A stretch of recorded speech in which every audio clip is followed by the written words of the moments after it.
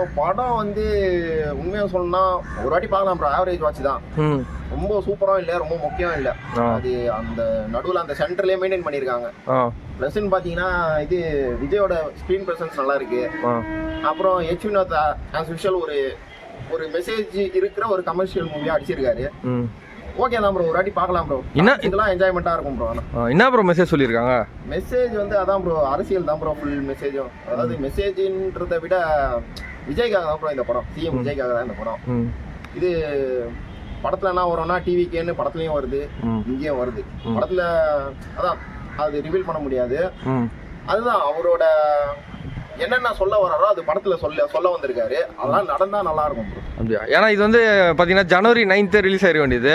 But அது போன DM காட்சியில் வந்து ரொம்ப ப்ரெஷர் போட்டு ரிலீஸ் பண்ணாமல் விட்டு இப்போ வந்து டிவி காட்சியில் ரிலீஸ் ஆயிருக்கு. இது வந்து அவங்களுக்கு ப்ளஸ் பாயிண்டா இல்லை எப்படி ப்ரோ? நெகட்டிவா? இப்போ ஜனவரி 9 ரிலீஸ் ஆகிருக்க வேண்டியது. ஜனவரி 9 ரிலீஸ் ஆயிருந்ததுன்னா தளபதி இன்னும் இந்த படம் இன்னும் பவரா இருந்திருக்குமோன்னு தோணுது. இப்போ விட்டதால வந்து இது ஆட்சியே உங்களுக்கு தான் அப்படின்னும் போது ஒரு படத்தை ரிலீஸ் பண்றது ஈஸின்னு தான் தோணுது.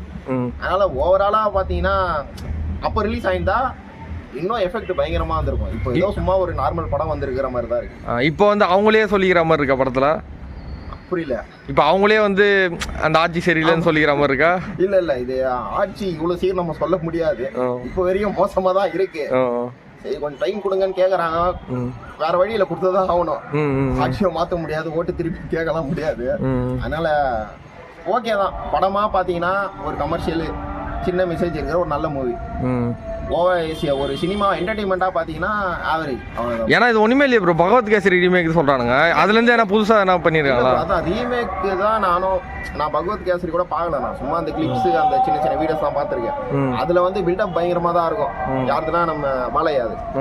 பட் இதை விஜய்க்கு ஏத்த மாதிரி சில பில்டப் மாத்தி எடுத்திருக்காரு. அது ஒர்க் ஆயிருக்கு சில சீன்ஸ்ல. அப்படியா? ஏன்னா எச் வினோத் எப்படி பண்ணியிருக்காரு? இல்ல அதான் எச் வினோத்துங்கிறதுனாலதான் இந்த அளவுக்கு படம் நின்று இருக்குன்னு நான் சொல்ல வரேன். இல்லைன்னா வந்து புசுன்னு போயிருக்கும். லோகேஷ் கனகராஜ் கிட்ட குத்துனீங்கன்னா ஊதி தள்ளிருப்பாரு. ஆல்ரெடி ரஜினியை தள்ளிட்டா இருக்கு.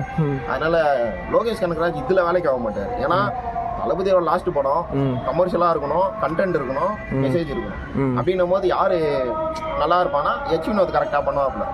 அதனால தான் எச் வினோத் கிட்ட கொடுத்துருக்காரு. அவரும் ரொம்ப மோசமா பண்ணல, வலிமை அளவுக்கு மோசமா பண்ணல, அதே மாதிரி தீரன் அளவுக்கு தூக்கலாவும் பண்ணல. ஒரு ஆவரேஜாவே இருக்கு.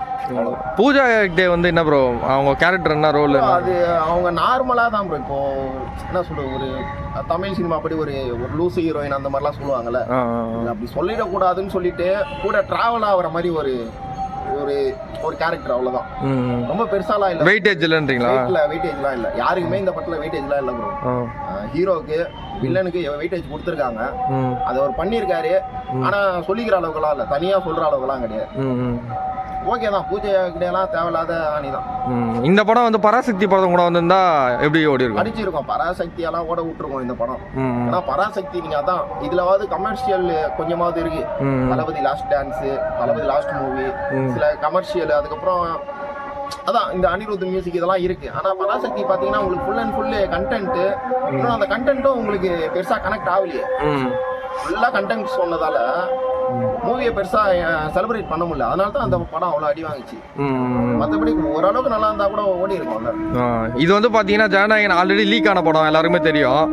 இப்போ அது லீக் ஆகிருக்குன்றதுனால இது எப்படி ஓடும்னு நினைக்கிறீங்களா இல்லை எப்படி அடி வாங்கணும்னு நினைக்கிறீங்களா கலெக்ஷன்? அதான் இப்போ தளபதி அதான் விஜய் படம்னா சூர மொக்க படமே ஓடுறோம், மினிமம் கேரண்டி தான்.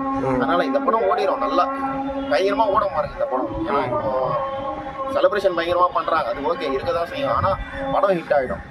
விஜய் படம் நல்லா இருக்கோ நல்லா இல்லையோ ஹிட் ஆயிடும்.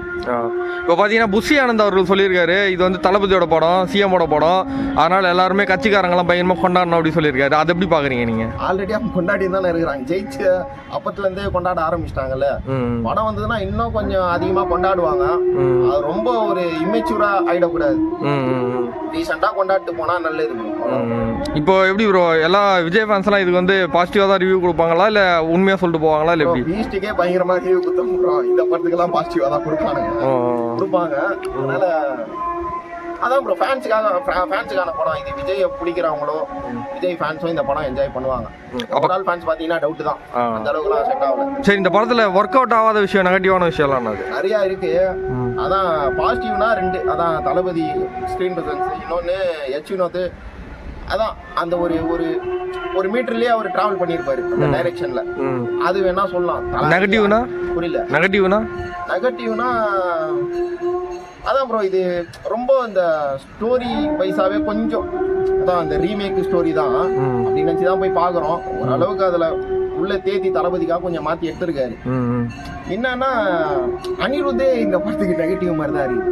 ஏன் போடலையா? சரியா அந்த அளவுக்கு போடல அவரு. என்னன்னா எப்படியோ தளபதி மூவி தானே, விஜய் மூவி தானே, எப்படி இருந்தாலும் ஓடிடும்ங்கிற மாதிரி தான் போட்ட மாதிரி இருக்கு. அவர் இப்போ டிசி படத்துக்கு போட்டார், ஒரு வாங்க வெளியே வருது, சூப்பரா இருக்கு, பயங்கரமா இருக்கு. இப்போ சாய் அபியங்கருக்கும் அவருக்கும் தான் போட்டியா போயின்னு இருக்குது. இதெல்லாம் பயங்கரமா இருக்கு. டிசி எல்லாம் கேட்கும்போது நான் லோகேஷாக சொல்ல, அனிருத் பயங்கரமா பண்ணியிருந்தாரு. இதுக்கு போட்டது வந்து சும்மா டம்முன்னு தட்டின மாதிரி இருக்குது. ராவண மாடாதான் அந்த மாதிரி சும்மாவே தட்டி வச்ச மாதிரி இருக்குது. பெருசாலாம் எதுவும் ஒர்க் ஆகல. அனிருத் எப்பவுமே தூக்கலா பண்ணுவார், கூலிலே நல்லா பண்ணாரு. கூலி படம் தான் முக்கியம் இருக்கும், அனிருத் மியூசிக் நல்லா தான் இருக்கும். ஆனா இந்த படத்துல அவரு கூட சரியில்லை. இப்போ பார்த்தீங்கன்னா இந்த படம் வந்து ஆக்சுவலாக விஜய் வந்து சிஎம் ஆகிறதுக்கு முன்னாடி ரிலீஸ் ஆகிருக்க வேண்டியது, இப்போ சிஎம் ஆனதுக்கு அப்புறம் ரிலீஸ் ஆகுது. இதை வந்து எப்படி பார்க்குறீங்க? அவங்களுக்கு எப்படி கூஸ் பம்ப்ஸாக இருக்குமா இல்லை எப்படி? இல்லை, பயங்கரமாக தான் ப்ரோ. அது அந்த டைட்டில் கார்டே வந்து பயங்கரமாக தான் இருந்தது. ஏன்னா நம்ம பார்த்தது கிடையாதுல இந்த மாதிரி ஒரு டைட்டில் கார்டு பொதுவாகவே மாசாக தான் இருக்கும் எல்லா ஹீரோஸ்க்கும். அதில் மொக்கன்னு சொல்லணும்னா இது எஸ்கே, இது பராசக்தி டைட்டில் கார்டு மொக்கையாக தான் இருக்கும். மீதி எல்லாருக்குமே வெயிட்டாக தான் கொடுத்துருப்பாங்க, செலிப்ரேஷனாக தான் இருக்கும். ஆனால் இதில் வந்து அதான் சீஃப் மினிஸ்டர்னு போடும்போது இன்னும் சூப்பராக இருக்கும்ல, புதுசாக இருக்கு. படத்துல புதுசாகனால இது புதுசா இருக்குல்ல. அப்போ ஓவரால் என்ஜாய் பண்ணுறீங்கன்றீங்க? அதான் ப்ரோ, அதான் ஃபேன்ஸ் கூட கொஞ்சம் என்ஜாய் பண்ணி பார்க்கலாம் ப்ரோ, அவ்வளோதான். வேற சொல்லிக்கிற அளவுக்குலாம் சொல்லிடுறோம். சரி, படத்துக்கு போகிறோம், செலிப்ரேட்டாக பார்க்குறோம், வரோம், அந்த அளவுக்கு தான் இருக்குது படம். ஓகே, ஆவரேஜாக ஒன் டைம் வாட்சபிளா? ஆவரேஜ் ஒன் டைம் வாட்சபிள் வச்சுக்கலாம். சரி, தேங்க்யூ ப்ரோ.